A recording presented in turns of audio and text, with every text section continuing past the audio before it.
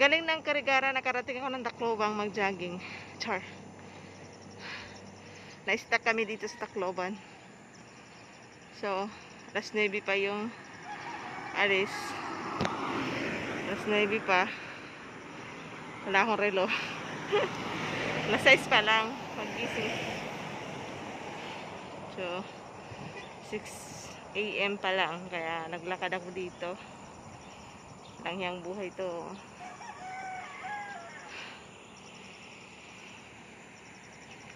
Lakad-lakad din pag may time. Masyado na tayong nalulugmok.